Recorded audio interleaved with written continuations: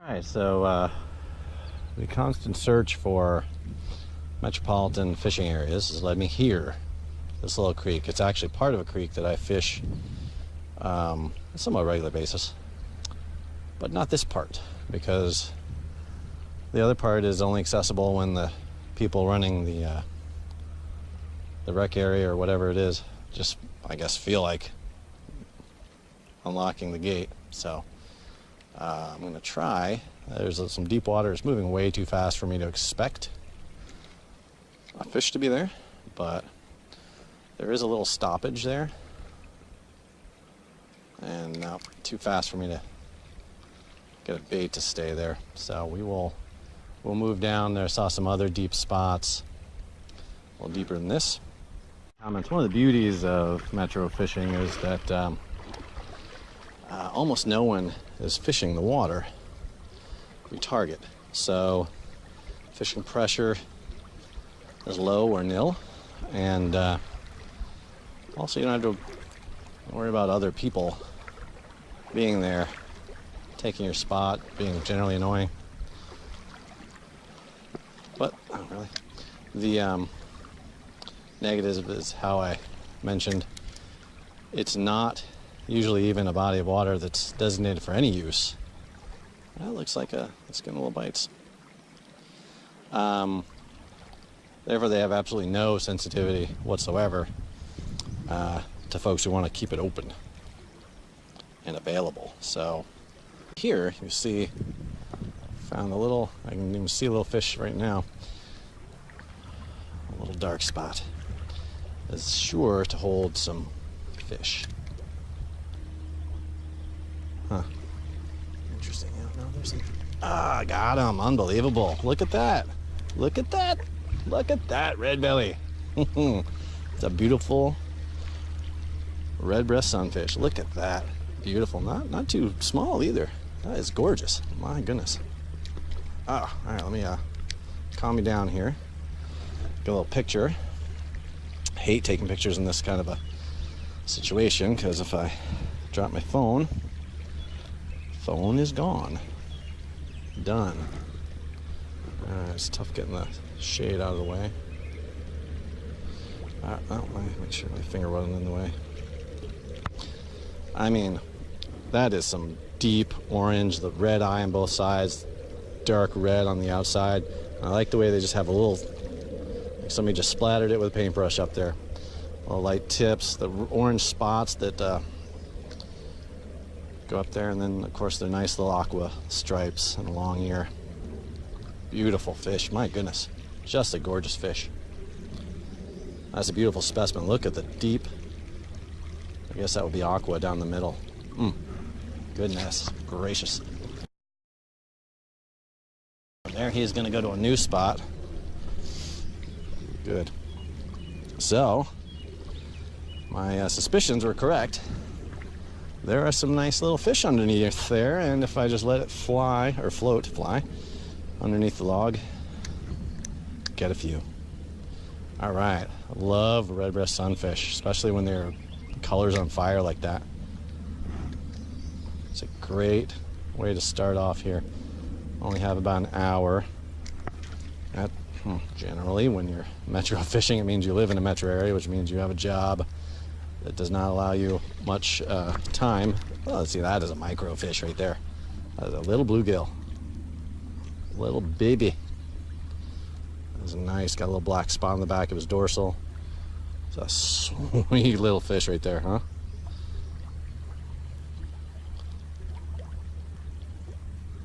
I'm glad I got you in the lip. When they're this small, tendency sometimes you accidentally get them in through the eye when the hook comes out. You do not want that to happen. All right, go find another hiding spot. Oh, yeah, roused a little studfish there. I got a teeny bit of time here. I'm gonna spend it doing this. We got, I think it's a bluegill, but closer inspection, that is a really pretty, very young red breast sunfish. It's so young, you can see the orange spots. Unless it's an orange spotted sunfish, which I don't think it is. I'll have to Do a little looking up on what the juveniles look like.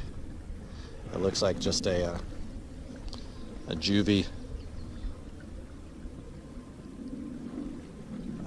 red breast. See the gill flap really gives it away. Got a nice little belly shine, and the orange spots are indicative also, but you know, both species. But I think it's got too many red breast qualities for that not to be the case. And there we go. Do it nice and gently. All right then. So 3 fish, 2 species. Really nice examples of how beautiful these fish are when they're so small. There are a couple other spots down creek that I could try if I catch this place out. There's one of them. This is another nice one. It's a red breast, not quite as colorful. There's more of the yellow belly. The other one was extremely orange. I don't know if that's a gender thing, that's what I'm guessing. But it's really nice. It's cool to get actually a variety of the color schemes. It's just a really pretty fish. Looks like it's got a belly full of food, or it could be a female belly full of spawn. I don't have any clue what that is. Sure is a full belly. That does seem roe laden. No idea what the spawning season is for them in this or any other part of the country, so yeah. Tangles you up. Which, I mean, you never should get tangled up on a spinning rod, ever. There he is. And yes, it was a little baby. I'm going to say bluegill, but on closer inspection, that is not a bluegill. That is a red ear sunfish. You can just barely see it popping out, that little red ear. So species 3, ooh, that is definitely the smallest one of these I've ever caught. And you can see the spot pattern on his body is that of a red ear, even though very small. Oh, didn't quite get him in. There we go. It's still evident. You can just see the little fleck of red coming through the. Sometimes only having the more gradual slope of the head. Yeah, that's a red ear. Oh, see, and that's what I mentioned earlier. Got him in the eye. They generally survive that pretty well. At that age, they get, you know, if they survive to adulthood. There he is. He's swimming away really well in the current. They survive to adulthood. They take so many cuts and bruises all over their bodies from bass, bowfin, catfish, you know, on down the line. What? That was... Yeah. Tangles are bad enough. When tangles prevent you from getting fish, especially when they're the biggest bite you've had, that's pretty annoying. I'm gonna just not cast it. Yeah. Oh, how about engage the reel though? Oh boy. The fail factor is off the hook. My goodness. And I mean that literally as a pun. This guy really wants it. And there he is. Goodness gracious. What is this guy? He is a muddy. My gosh, that is the smallest mud sunfish I've ever caught. And by saying mud sunfish, I mean green sunfish. We call them mud bass, or at least they call them mud bass up north where I learned to fish, and that's why I call them muddies. They like the mud. Nothing wrong with that, but there it is. That is 2.5 inches long. That is, talk about micro fish. That's cool. And you saw how hard he hit it. As I was saying, mudfish, green sunfish really blast your bait, man. Look at that. He's a little fatty for being 2.5 inches long. Very cool. Oh, he swam right under my shadow. He thinks I'm structure. So here's species 4. barely, but it's, you know, that would explain why he was hitting so hard and why I was having such a hard time getting him on the hook.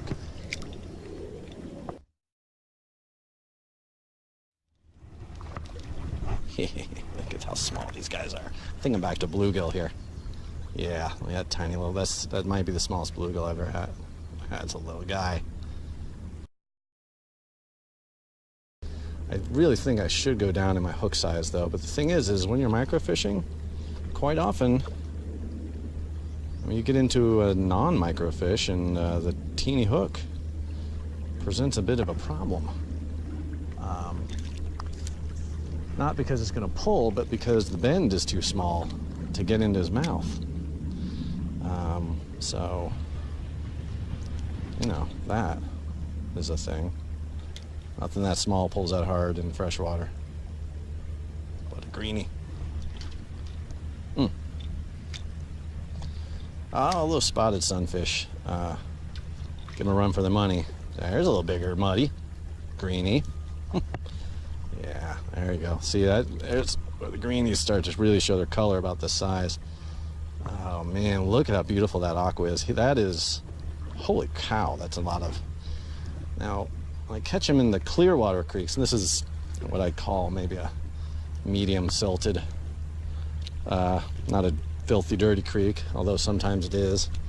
You know, they get a lot of the fire on their fins. They get the orange and red tips. This one has, you know, very light orange tipping. I mean, look at that.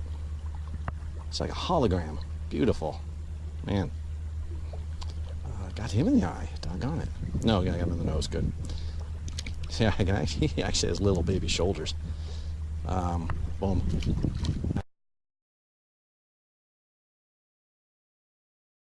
I keep my ears open because this creek is down a really steep hill, and there's only one entry point of this area, and this part of the access might only be open because of the construction going on. And the construction pulls stakes. There's another little one, little bluegill, little bluey. I don't want them pulling stakes and leaving me here. I actually fouled this guy. Oh, that's a pretty one. Little. Get back in there. There we go. Oh, look at there. That's where we started from. Not quite as big as that first one, but man, he's beautiful. Or she. Maybe it's a he. Yeah, a little smaller. A little dark black on the back there. Please don't tangle me. Thank you. I'll have to look that up. I'm guessing the males are the brighter colored ones to get the attention and draw away from the nest, while the egg layer sticks around. Oh, see little painted fins on the end, on the top there. Really nice belly. Very nice. Just every side of every scale is a different stroke of color. Same color there, but it's just really cool. Very nice. Pays to look on both sides. Oh, that's so awkward. Because the coloration isn't always the same on both sides of the same fish. So, particularly when they're small like this.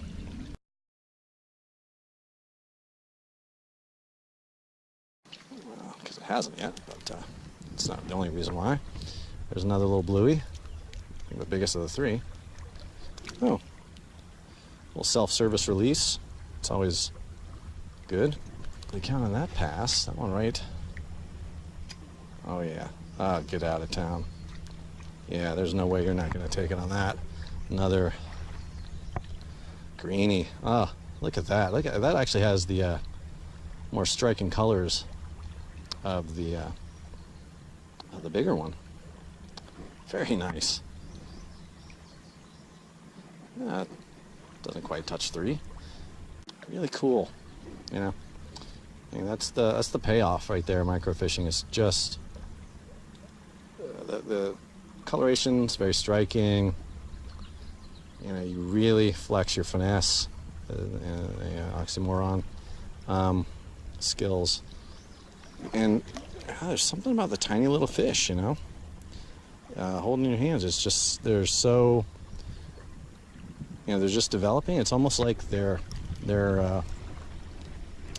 bodies are perfect, pristine, unspoiled.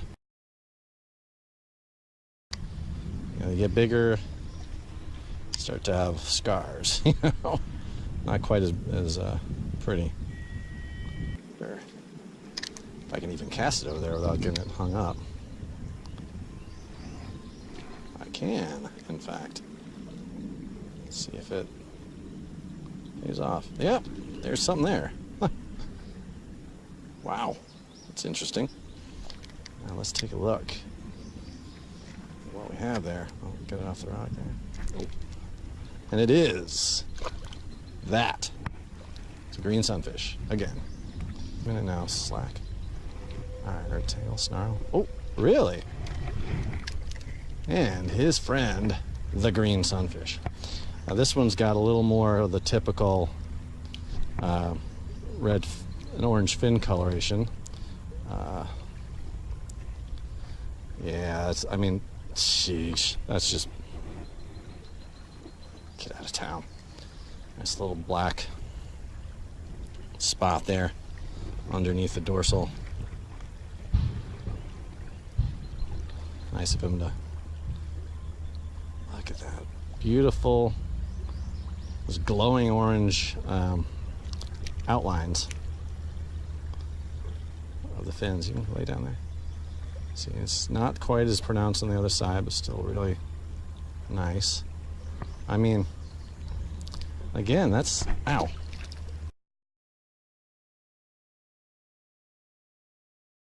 That's what we're talking about with the microfishing. That's the cool of it, man. I mean, that tiny little thing right there, that little hole in the wall. We have two of the bigger fish so far, in this little spot. Oh, hopefully they'd be honking for something that's actually there, right?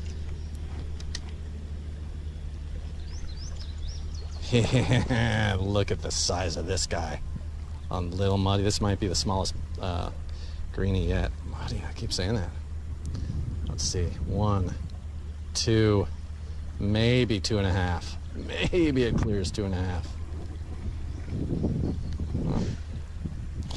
Almost put the phone in the drink. Almost. It's not quite drinkable here. All right, well, a lot of fun at this spot.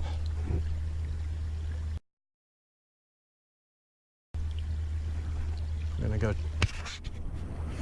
try the other one.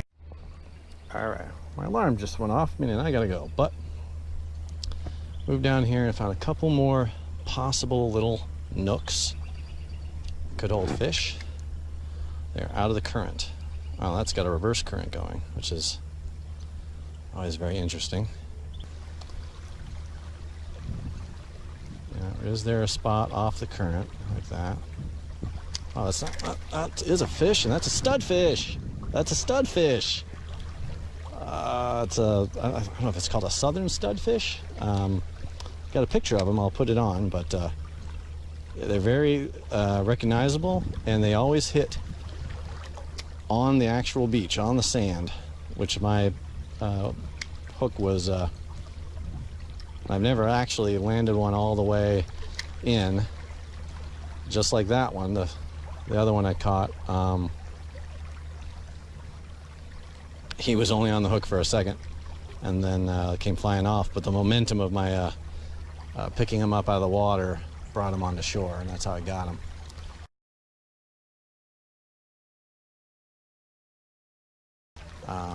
So that was cool. That's species 5, and absolutely, if he's out of the water, if you get him out of the water, that counts in my book. Wow, that's not where I want to. All right, there's a little. All right, one last little. Oh, wait a minute. Wait a minute. Oh, forget it. This has got fish. It's almost got a lot of snags. It's Well, actually, I don't know if it does have fish, because it's very bright here. There's no overhangs, there's no shade, so yes, actually, very likely doesn't have any fish. And if it does, I do get a bite here, running me into one of these roots is going to be highly likely. Tippity tap. Yeah, you got to move it. You can't just tap it. You got to move it down or move it over. Make me believe you. There he is. Are you kidding me? Look at that. Look at that. You got to be kidding me. That was a little largemouth. Oh. You saw it. That was cool.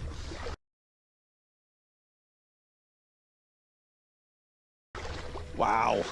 Seriously, that little tippy tappy fish was that was about a 8 to 10 inch largemouth. That's funny. Unbelievable, man. That's it, man. 6 species in less than an hour,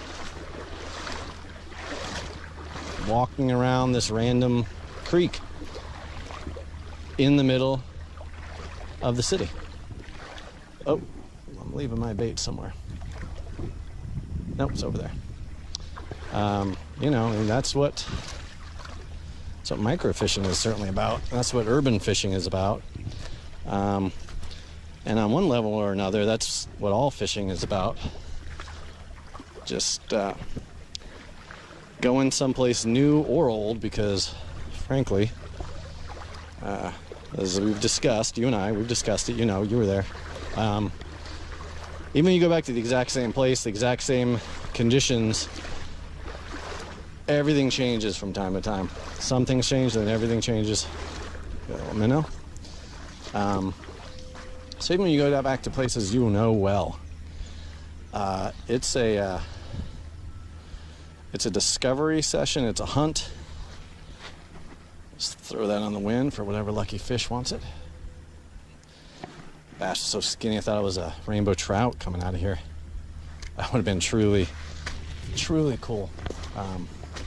But yeah, just that's fishing. You just go out and assess your situation and make a plan and try to execute the plan. If it doesn't work, you adjust until you start catching fish. Or don't. In any case, if you don't catch fish, then, you know, you get to enjoy all this stuff, which is really cool. You know, this stuff not as cool, but, you know, I mean, about half of the human race are complete scumbags. Throw their trash everywhere, so we need to try to, I don't know, educate, regulate. I don't know what we can do about them, but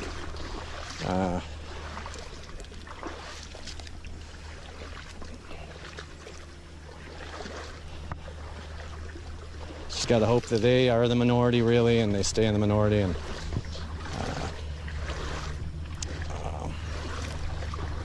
just hope their kids treat the earth a little better than they do.